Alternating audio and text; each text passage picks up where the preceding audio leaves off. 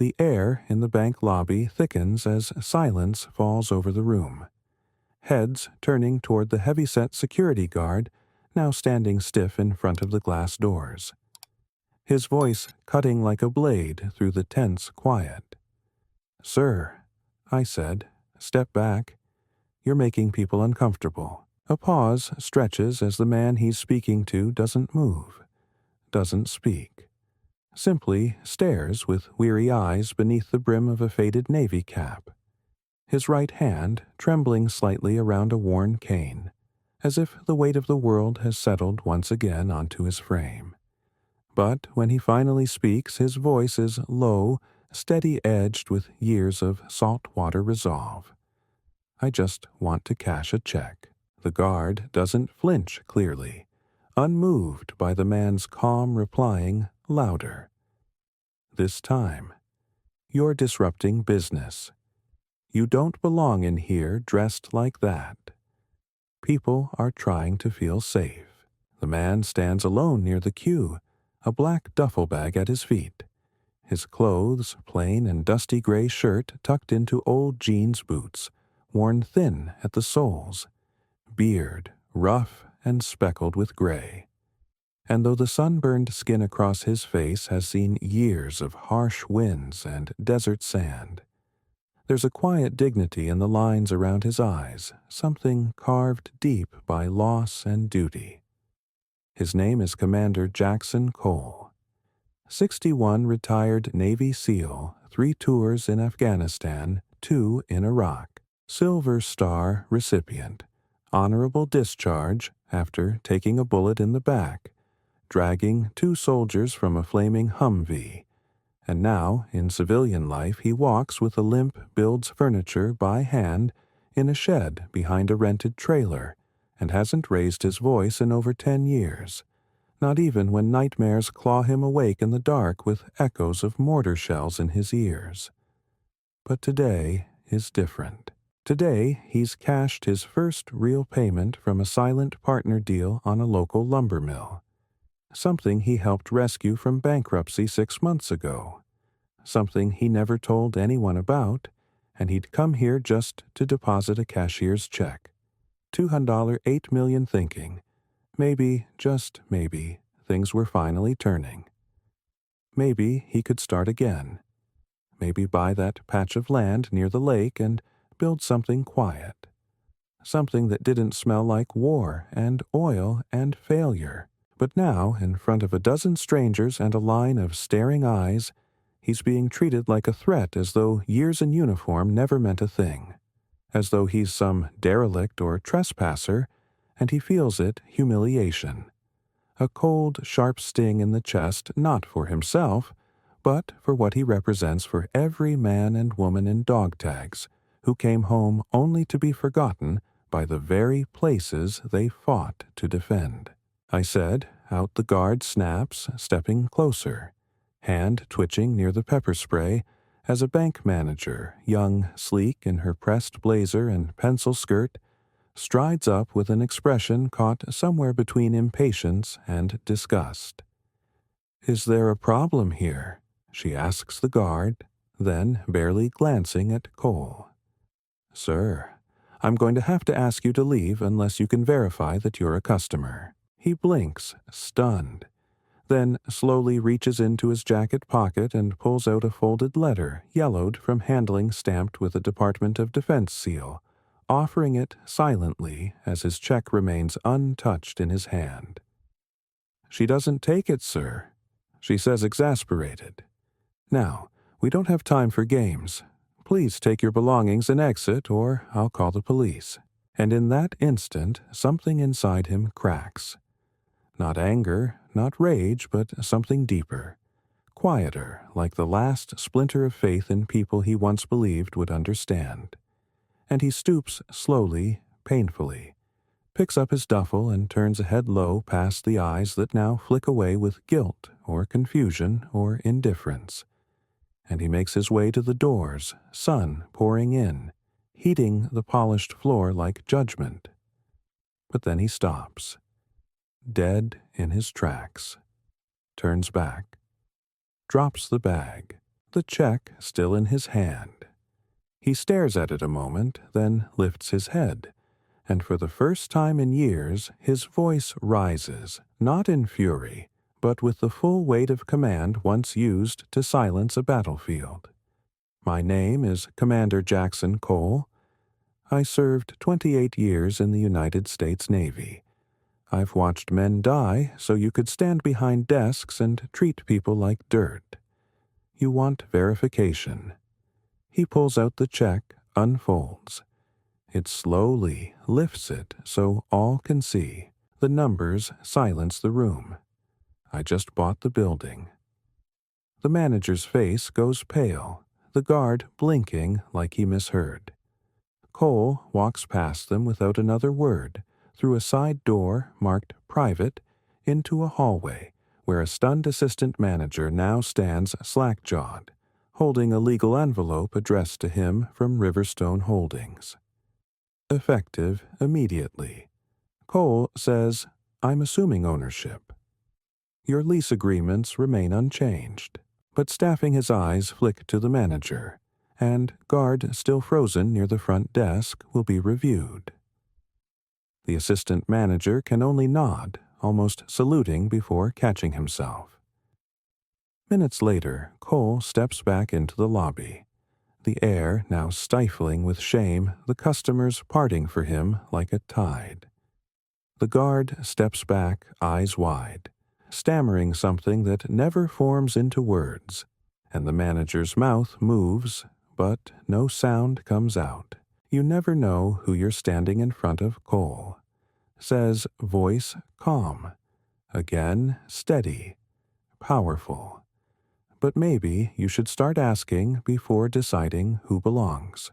He turns, limping slightly, but tall shoulders squared, as though 20 pounds of burden just slipped off, and walks toward the sunlit exit. Not with vengeance, but with grace. Grace hard-won on battlefields no one in that bank would dare imagine. And as the doors swing closed behind him, a hush remains broken only when an elderly woman whispers to no one in particular. That man's a hero. The story would go viral by evening. Veteran buys building after being denied service. But Jackson Cole wouldn't see it. He'd be out by the lake, denim rolled at the ankles, feet in the water, sketching the frame of a cabin on a napkin, with hands that still shake, not from war, but from memory, from years of being unseen. And maybe, just maybe for the first time in decades, he'd feel like something more than forgotten. He'd feel like home. But the peace at the lake doesn't last long.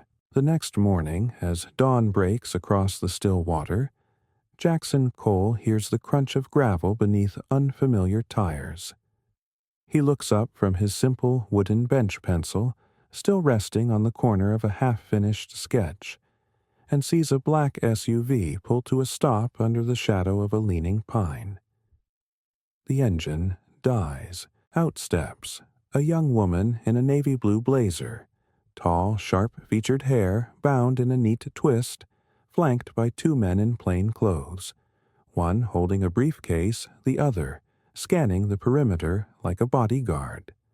She approaches slowly, her heels crunching across the ground, until she stands 5 feet from him and extends a hand.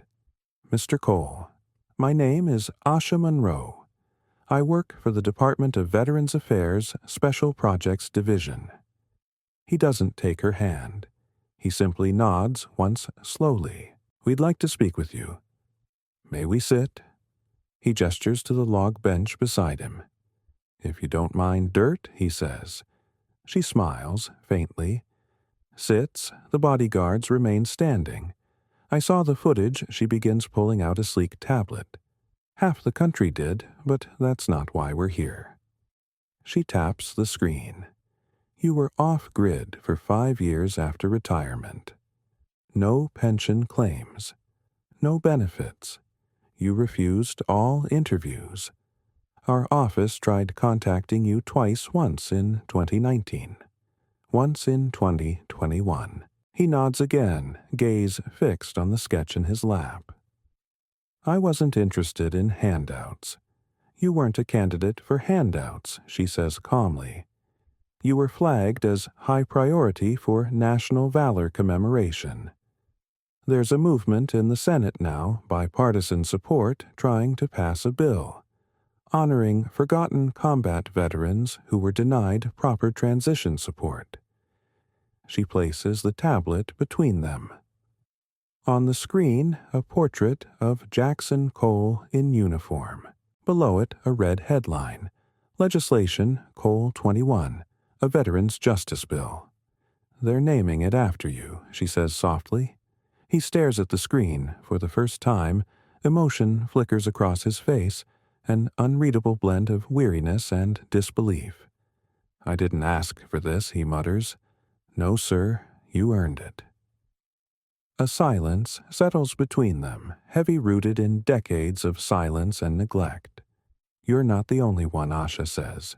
There are hundreds, maybe thousands like you. Living quiet, working invisible jobs, carrying stories no one listens to.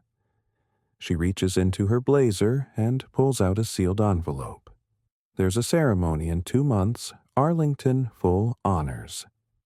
A seat on the Veteran Advisory Council if you want it, and funding to help launch a program of your design employment, housing, mental health. Whatever you believe our people need most. Cole doesn't take the envelope right away. He looks out across the lake wind, brushing the surface like a memory, and speaks low. You know what I saw over there? Miss Monroe. She doesn't answer. She waits.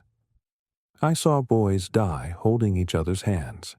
I saw men take bullets so strangers could breathe. But I also saw what happens when the fight's over and nobody's waiting at home. We trained to survive war. Nobody trained us to survive silence. A long pause, she nods. Then maybe it's time we break it. For a long time, he says nothing. But then, quietly, he reaches for the envelope. Asha rises, gestures to her team. Take your time. The world's watching now, but more importantly, your brothers are. As the SUV rolls away, dust trailing behind like a ghost. Cole sits there staring at the water. The envelope unopened in his hands, and when he finally does open it, tucked inside is a single photo. One he hasn't seen in years. 4 men smiling. In front of a burned-out Humvee. His unit. One of them, his best friend, had died hours after the photo was taken. On the back, someone had scrawled a quote. No man is forgotten who is remembered by his brothers. That night, Jackson Cole returns to the bank. Not as a customer, not as an owner, but as a builder. He brings blueprints. He brings purpose. By month's end, the building has been renamed the Valor House. Half of it will operate as a local branch bank. The other half transformed into a resource center for veterans' financial aid, job training, mental health support, even emergency housing above the upper floor. And at the grand opening ceremony, when cameras flash and crowds gather, and Asha Monroe stands to give her speech, it's Jackson Cole who steps forward. Not in a suit, not in medals, but in his old boots, gray shirt and seal cap. He speaks for 3 minutes. He says, this isn't about what happened to me. This is about what happens every day to people you don't see because you never looked. So look now. Look at what they carry and remember what they gave. The applause is long, but the silence after even longer. A silence of reverence, of realization, of respect. And somewhere far away on another bench by another lake, an old veteran watching from a cracked phone screen lets out a single broken laugh and whispers, He did it. The war is never truly over. But for Jackson Cole and the thousands who came home forgotten, a battle has been won. And this time, everyone heard it. 2 weeks pass, and Jackson Cole finds himself standing in the middle of the old mill yard, now empty and quiet, but echoing with potential wind catching the tarp-covered beams and fluttering them like forgotten flags. He runs a calloused hand along the fresh lumber stacked near the trailer eyes, squinting beneath the morning light. Mind already shaping walls, hallways, doors to futures he once thought he'd never live to see. He's bought the land by the lake. All of it. 27 acres of pine dirt and silence his at last. Not for a mansion, not for escape, but for something more. That evening, he holds a gathering not in a hotel or city hall, but under the open sky beside a makeshift fire pit, folding chairs creaking as veterans from across 3 counties arrive. Some with prosthetics, some with shadows behind their eyes, some just kids who saw too much, too young. They bring nothing. He brings coffee and silence. Until he speaks, I never wanted to lead again. He says, voice steady but weathered. But this world doesn't give you peace unless you carve it out yourself. He looks each of them in the eye.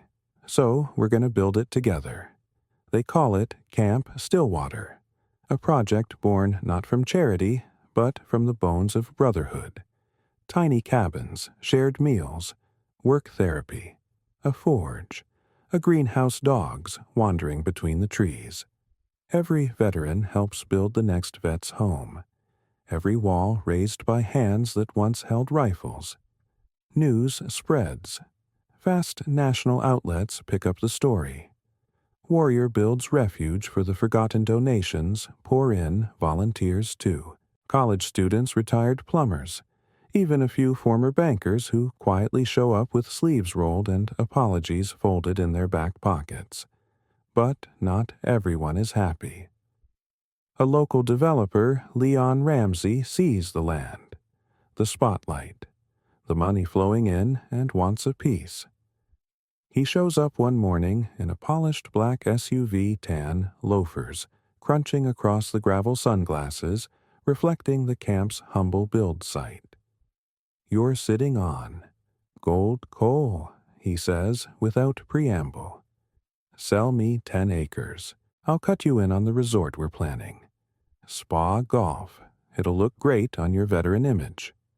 Cole just stares at him, jaw set like granite. You don't build a piece by selling it. This isn't peace. Ramsey scoffs. It's a PR stunt in the woods. Then he makes a mistake. He points at a young vet in the distance, barely 23, struggling to hammer a support beam into place with one good arm. That kid there. He's a liability. What happens when he breaks his neck? You got coverage insurance. The hammer in Cole's hand drops to the dirt, soft and quiet, but the tension in the air hardens like steel. He steps forward, calm but unshakable. That kid saved 6 lives dragging bodies out of a collapsed hospital in Kandahar.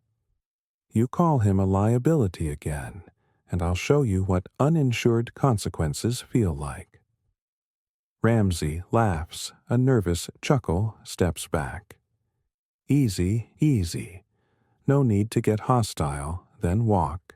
And he does tires spinning as he flees in a haze of dust and failed conquest. That night, the kid with one good arm walks over to Jackson as the fire crackles. You really think I saved 6 lives? Jackson nods once I read your file. A beat. Then you're the reason we're here. Not them, the camp grows, months pass.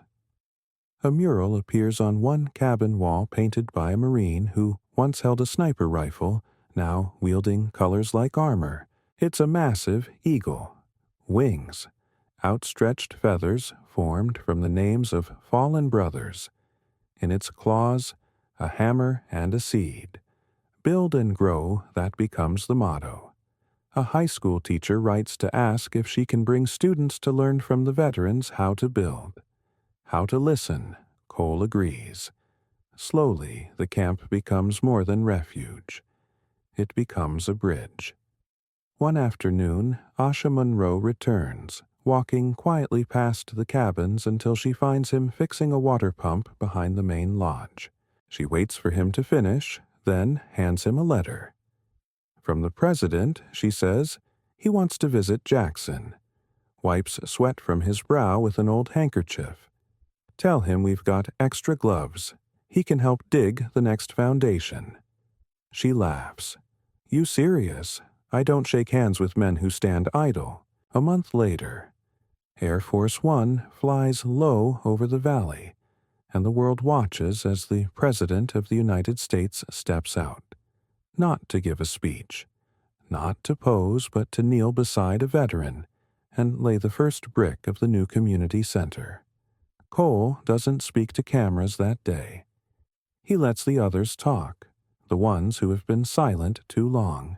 That night, as the sun bleeds over the lake and Camp Stillwater glows with lanterns' laughter and the clatter of shared meals.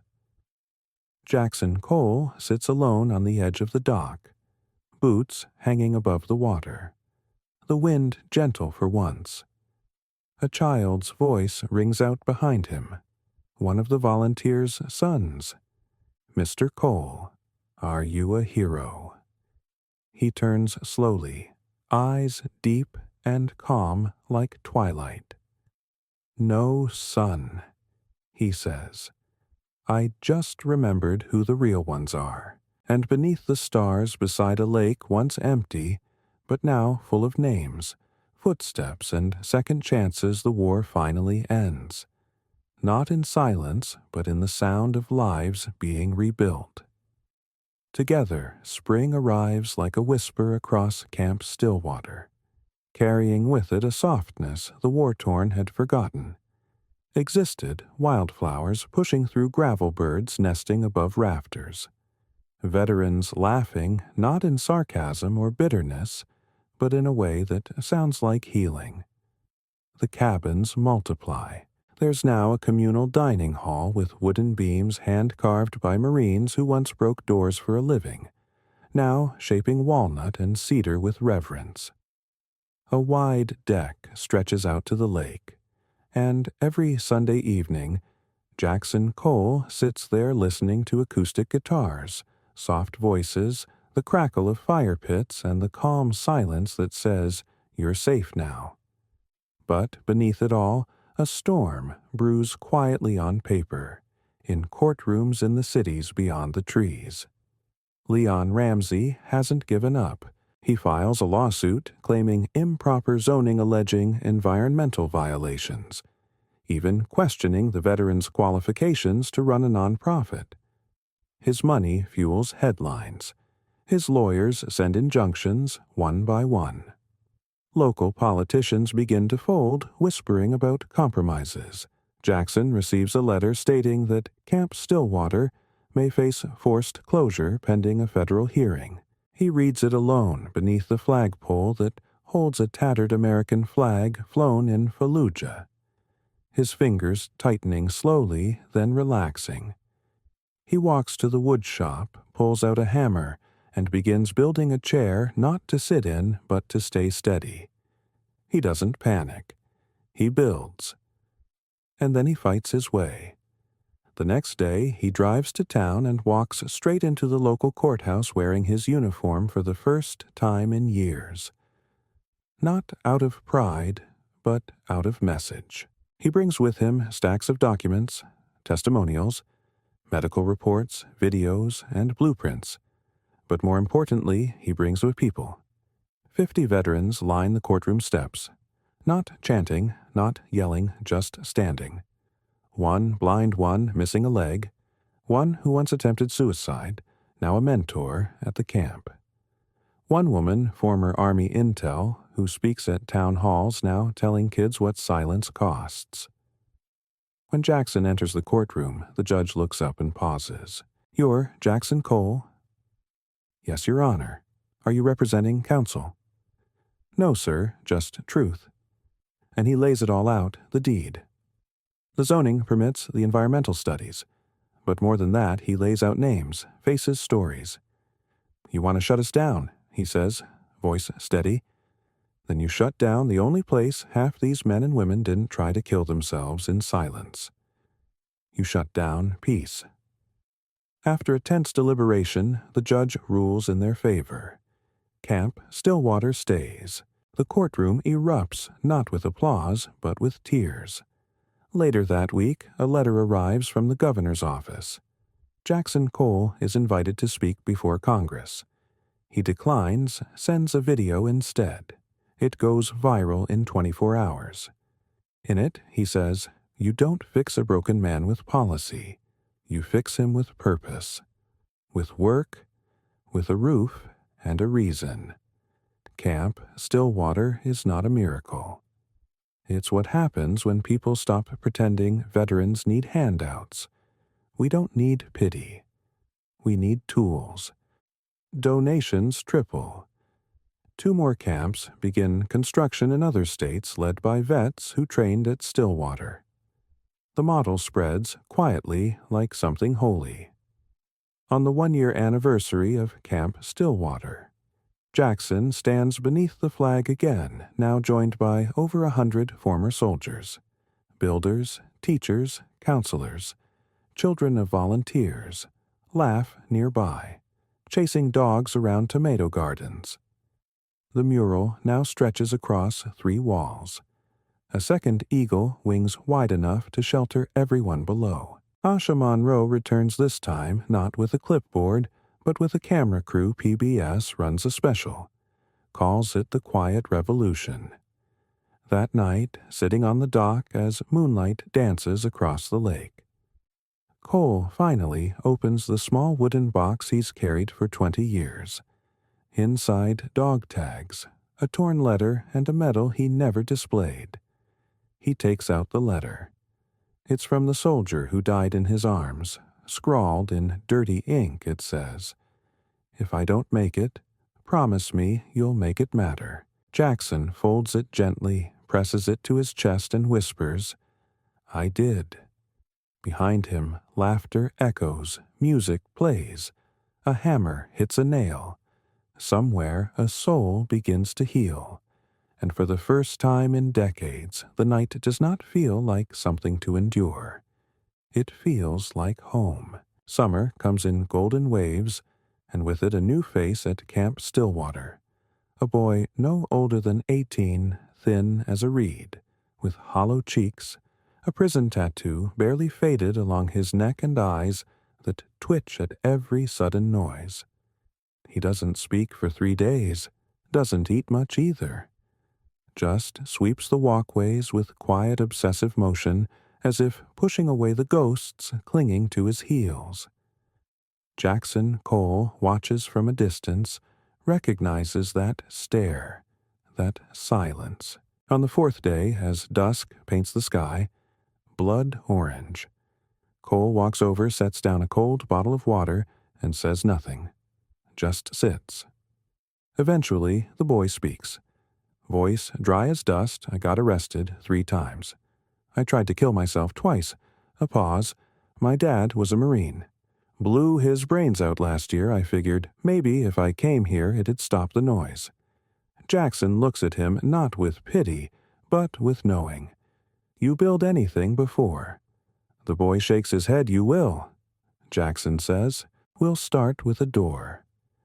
That night, the boy, Marcus, sleeps without flinching, without waking up screaming, and over the next few weeks under the hot sun and over raw timber, his hands learn what his heart forgot how to shape, how to hold, how to heal. He carves a frame, then a door, then stays up late, painting it dark blue, the same shade as his father's uniform. Across the top, he scrawls a name. Unit 0, home of the almost broken. It becomes a legend in the camp, a place where the newest arrivals go first, the ones still shaking, the ones not sure if they want to live. Marcus becomes their silent shepherd, their proof.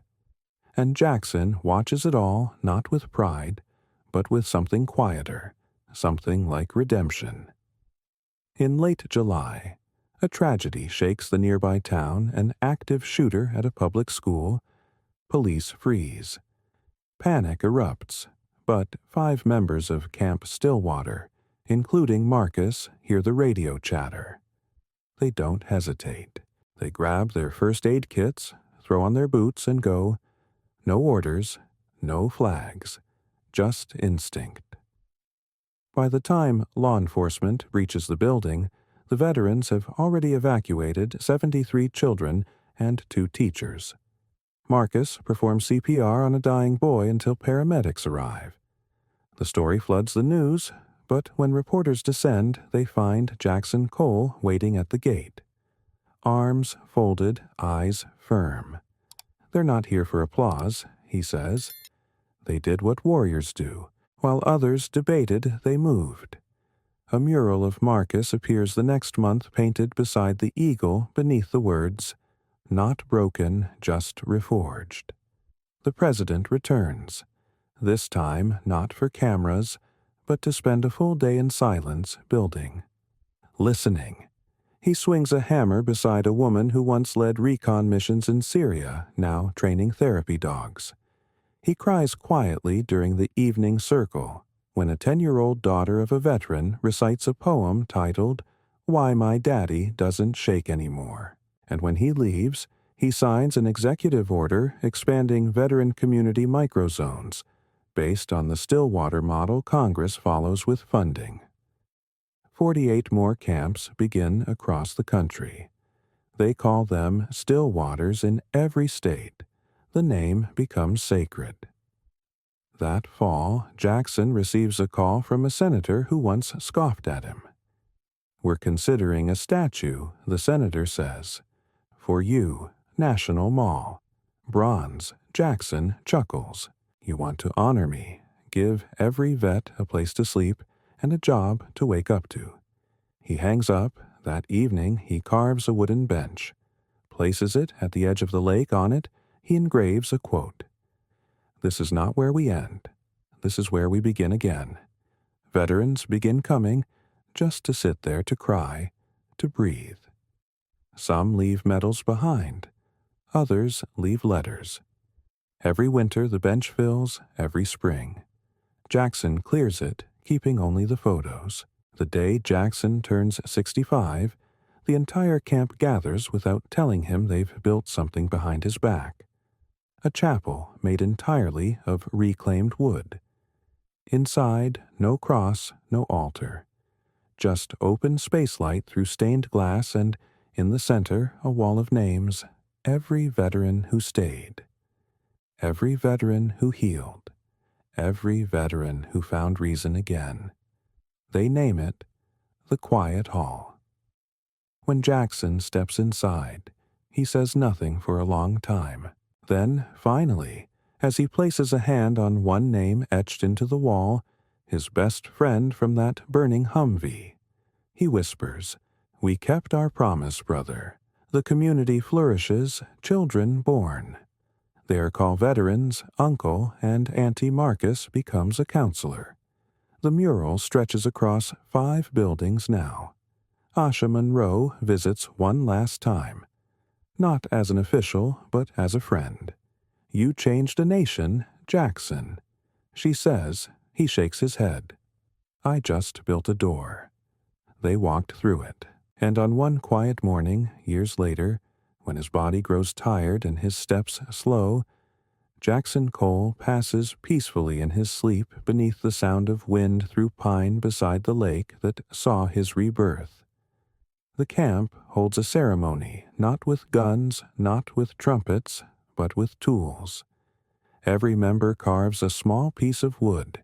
They fit it together into a new cabin. No one will live there. It becomes a museum. A memory, a vow.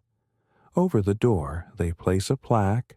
It reads, "Commander Jackson Cole." He came home and brought others with him.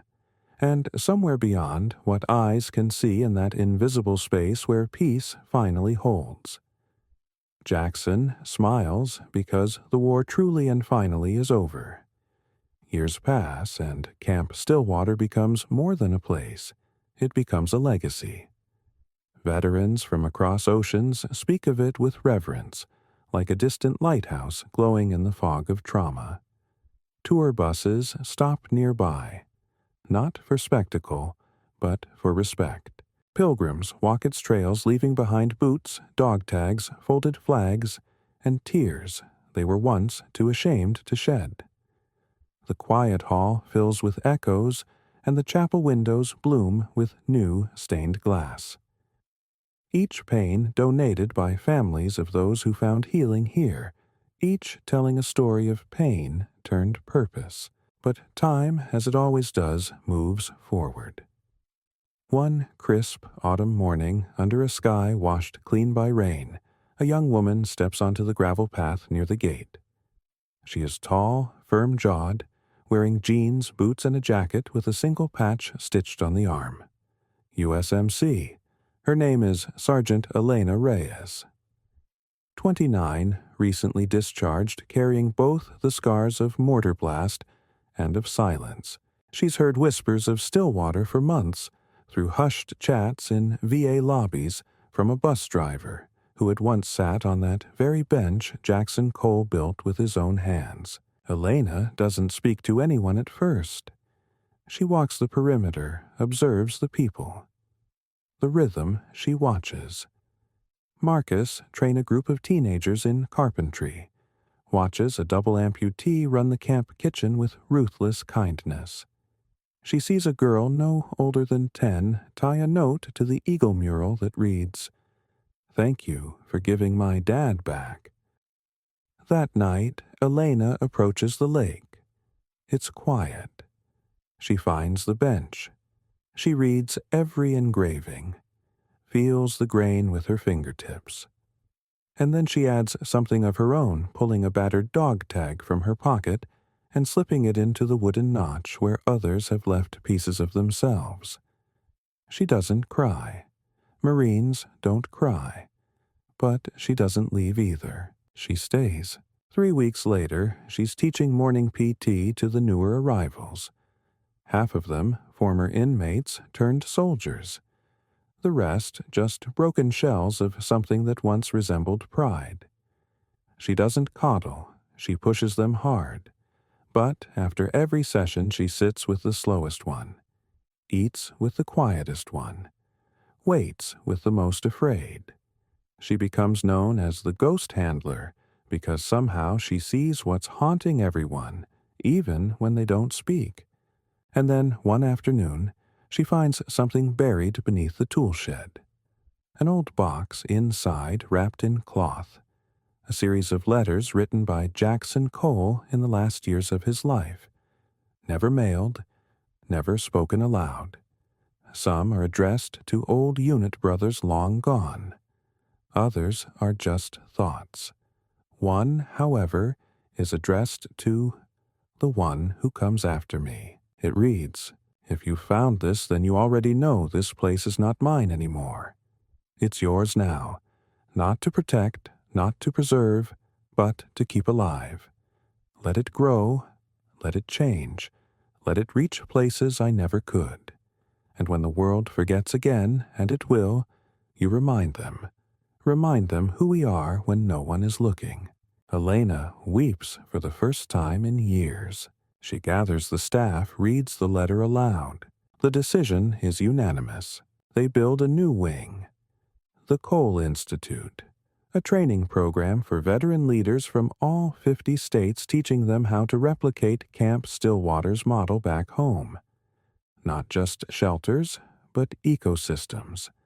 Not just survival, but identity.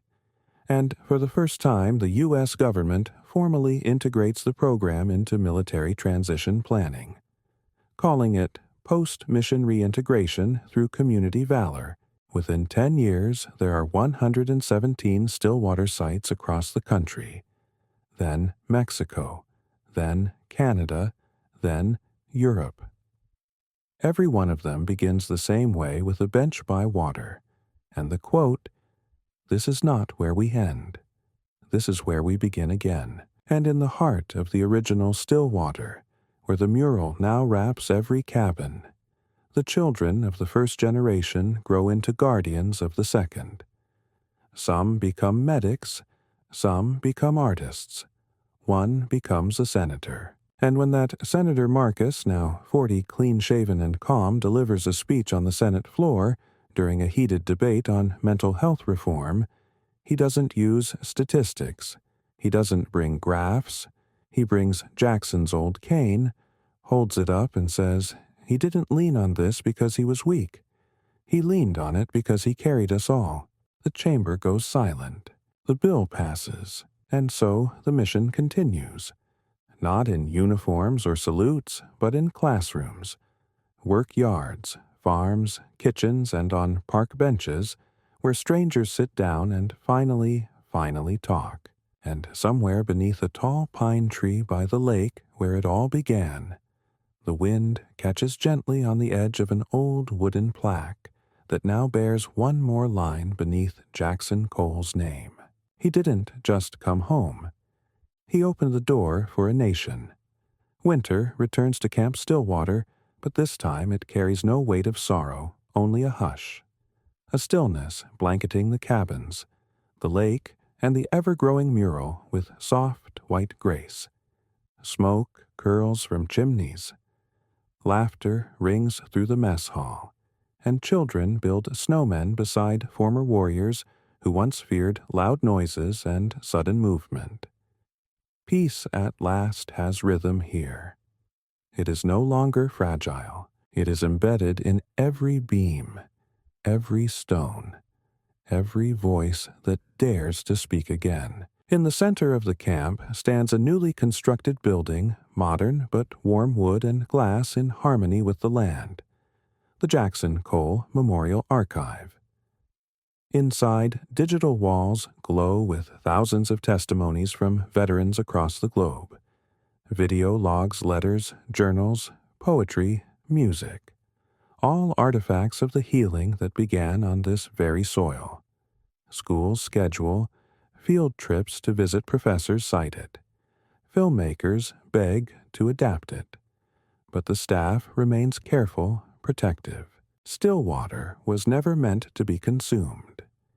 It was meant to live. Sergeant Elena Reyes, now the official director, receives a letter sealed in White House gold. It reads, "You have preserved something sacred. You have continued what one man humbly started. And for that, our nation owes you its deepest gratitude. We request your presence at Arlington National Cemetery this Veterans Day, where a monument will be unveiled not for a war, not for a battle, but for the peace born afterward. The Jackson Cole Memorial stands ready. We hope you will speak." Elena folds the letter. Her hands tremble not from fear, but from the sheer gravity of legacy. That night she walks to the dock, the same one where Jackson sat so many nights ago. She sits on the same bench, now preserved surrounded by candlelight lanterns, placed by guests who come every year in pilgrimage. She whispers into the cold wind. He'd say no to the statue. A pause. But he'd say yes to the story. So she goes. On Veterans Day, the wind is cold and Arlington rows of marble stretch endlessly across the hills.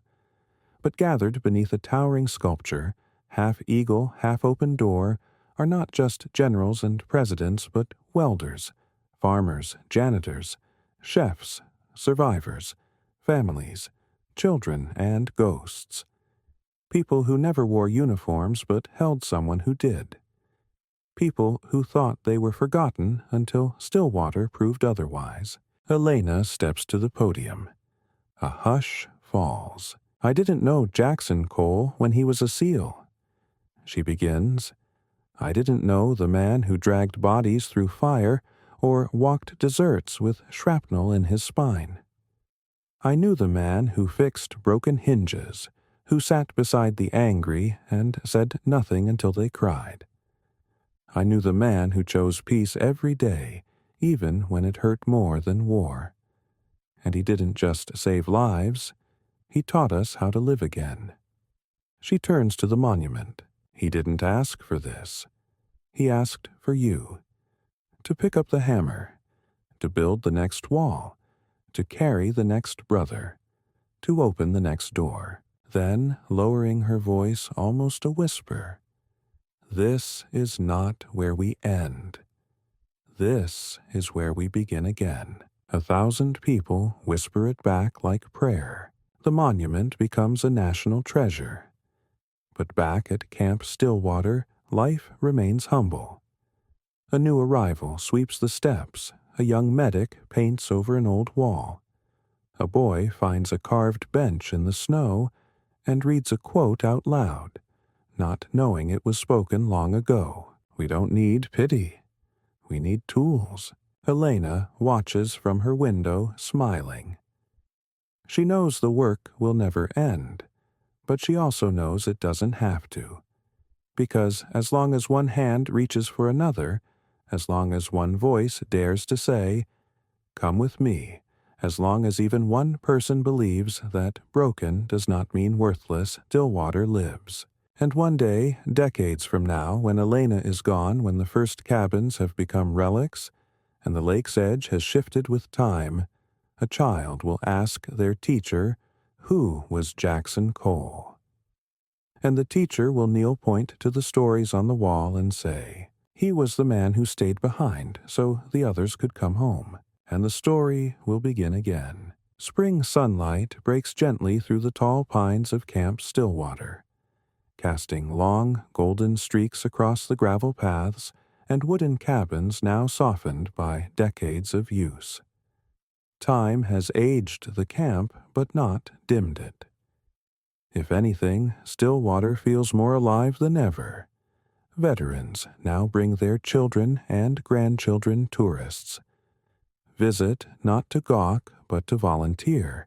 The lake still mirrors the sky, and the bench by its edge remains untouched, except for the thousands of names' initials and quiet prayers carved lovingly into its wood over the years. And now something new rises nearby. Stillwater University, not a traditional college, but a trade school leadership academy and sanctuary all in one. Built entirely by veterans funded through donations sparked by Jackson Cole's legacy, and led by a new generation of those once broken and now rebuilt, its core philosophy learn, by serving lead by healing. The first program, Legacy Construction, teaches students how to build tiny homes for homeless veterans. The second, Restoration Agriculture, reclaims abandoned land and turns it into food security for military families. The third, Narrative. Justice teaches storytelling, because no war is ever truly over until someone tells it right. At the front of this movement is Maya Reyes Elena's niece. 26, fierce, brilliant, and determined to continue what even her aunt once doubted could last. She never met Jackson Cole, but she knows his voice better than her own, having read every word he left behind, every scribbled note, every taped interview, every letter found in the back of tool drawers and old jackets. Her favorite is the one he wrote on his final birthday. "I never imagined a world without war. But maybe that's because I never imagined a world where people cared this deeply afterward." If you're reading this, you're part of that world now. Make sure you leave it better than you found it. And when you doubt, go to the lake. That's where truth lives. And Maya does go to the lake every week. She sits on the bench where even presidents have wept beside tourists who don't speak English but understand reverence. She talks to Cole like an old friend, asks for wisdom but hears silence and somehow finds answers anyway. One day, a boy of maybe 15 sits beside her face. sunken shirt too thin for the wind. He says nothing for a long while. Then my dad died in the Navy. I don't know what to do. Maya looks at him, calm and firm. Then let's build something. That's what we do here. He returns the next day, and the next, and the day after that, he brings his little sister, then his mother. They stay the whole summer. This is what Stillwater has become. Not a camp, not a memorial, but a movement. It is now taught in classrooms, its model adopted by veterans in Brazil, the Philippines, South Africa. A Netflix series wins an Emmy for telling its founding story. The Jackson Cole Foundation funds art therapy programs for PTSD patients. The National Museum of American History builds a permanent exhibit called Home After the War. And in its center, lit gently by overhead skylight, is the original bench. Visitors cry when they read the engravings. Some leave flowers. Others leave boots. One day, during the opening of the 200th Stillwater site in Montana, Maya stands on a wooden stage built by 6 former infantrymen. She raises a small box inside ashes. Not of Jackson, his body was laid by the lake long ago, but ashes from the original forge where he taught veterans to build again. She scatters them across the earth as bagpipes hum low behind her. This isn't sacred because of him. She says it's sacred because of you. Because you didn't quit. Because you didn't hide. Because you didn't believe the lie that your story ended the day your uniform came off. Then she places her hand over her heart. And because of a man who stayed behind, so the rest of us could come home. The wind rises.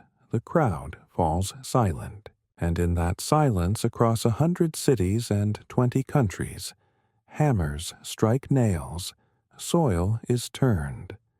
Stories are told. Doors are opened. Stillwater is no longer a place. It is a promise, forever kept, forever alive and always beginning again. Decades slip by like water under the old dock by the lake. The world changes, wars come and go. Technology evolves, new threats rise, and history continues to write itself with both brilliance and blood. But one thing remains untouched by time. Camp Stillwater, now simply called the Stillwater Network, a global coalition of healing, rebuilding, and remembrance rooted in one man's quiet resistance against silence. On a crisp morning of the camp's centennial anniversary, an entire generation gathers veterans and civilians, children and great-grandchildren. Former world leaders and local janitors all stand beneath the canopy of pines where Jackson Cole once carved hope from splinters. The landscape has expanded far beyond its original borders. There are now hiking trails named after fallen medics, a veterans' art gallery curated by amputee sculptors, drone-guided greenhouses powered by solar tech, developed by former Navy engineers, and a vast mirrored memorial garden filled with stories etched not in stone, but in living light interactive panels, where visitors can listen to voices of those who came, broke, rebuilt, and stayed. And in the heart of it all, a quiet place remains untouched. The bench, worn, scarred, but sturdy, protected by generations revered like a temple. Standing before it now is Aidan Reyes, great-grandson of Elena, and now the youngest director the network has ever elected, just 31. A former Army combat medic turned trauma therapist with clear eyes and an unshakable calm that many say feels eerily like Jackson's today. He holds something precious in his hands, a newly discovered recording, not just any recording, a reel-to-reel unearthed behind an old storage cabinet during a renovation of the original Quiet Hall, labeled in faded ink J.C. for when I'm gone. The audio is grainy, but the voice, steady, measured, familiar. If you're hearing this, it means I finally ran out of days. I'm not sorry. I lived long enough to see men walk again, laugh again, fight for something worth saving. I lived long enough to see peace outgrow war. But I want you to know this place, Stillwater. It was never about me. It was about you. You who stayed when you had every reason to run. You who sat with the broken instead of turning away. You who believed there was still something worth building, even when the world burned. Hayden wipes a tear. And if you ever feel the weight again, if the darkness comes back, or the memories knock too loud, or someone tells you you're too far gone to be saved, go to the lake, sit on that bench, place your hand on the wood. Remember that someone before you bled, not just to save lives, but to prove we're more than what happened to us. The audio ends. Aiden steps back. Silence. Then applause, not thunderous, but respectful, like rain on old leaves. The ceremony begins, but instead of speeches, they tell stories. Not of battlefields, but of rebuilding a Cambodian orphanage funded by a Stillwater veteran turned architect.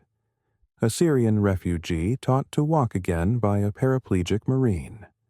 A blind poet from Chicago whose spoken-word healing tours sold out every hall across 3 continents.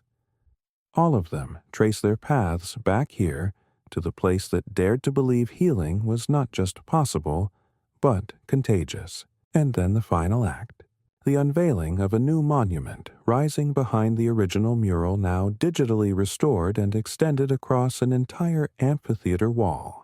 The statue is not of Jackson Cole, nor any single figure. It is of 1,000 hands reaching upward, layered, diverse, some scarred, some clean, some robotic, some young, some wrinkled, all holding each other in a chain that spirals to the sky. At its base, no names, only 5 words. He stayed so we could, and as dusk falls over the lake, and children light lanterns that float across the water, like fireflies carrying whispered prayers, Aiden sits alone on the bench. He places one hand on the wood, and with the breeze kissing his face, he closes his eyes and whispers, "We're still here. Jackson, all of us. And we're not done yet." And far beyond the trees, far beyond the lake, and the camps and the countries in places where trauma still festers and silence still wins, a new bench is built, a new door is opened, and a new soul finds their way home, because Stillwater is not history. Stillwater is forever. As night settles over Stillwater once more, the stars reflect in the silent lake like 1,000 watching eyes. Ancestors, brothers, sisters, the fallen and the risen, all bearing witness to what one man's quiet defiance became. Camp Stillwater is no longer a single place nor a single story. It is a legacy that flows like water into every corner of the world, where someone dares to believe that pain can be repurposed, that silence can become strength, that dignity never dies in those who choose to serve with love even after the war ends. And somewhere in the rustle of pine trees, or the creak of that old wooden bench by the lake, you can still hear his presence. Not in words, but in the stillness between them. Jackson Cole may be gone, but what he stood for, healing, justice, honor, and the right to come home, whole lives on in every life Stillwater touches. Because true heroes don't just fight. They build. They stay. They remember. And now it's your turn to carry the story forward, to open one more door, to become Stillwater for someone else. If this story moved you, if you believe in honoring our veterans and second chances in building a world where healing is possible, then don't let this message end here. Subscribe to our channel to follow more powerful, real, and inspiring stories. Like this one, help us bring light to forgotten voices, truth to untold battles, and hope to those still searching for peace. Every click, every share, every subscription helps carry the mission forward, because somewhere out there, someone is still waiting for their door to open. Be the one who opens it. Subscribe now. Join the movement. Become Stillwater.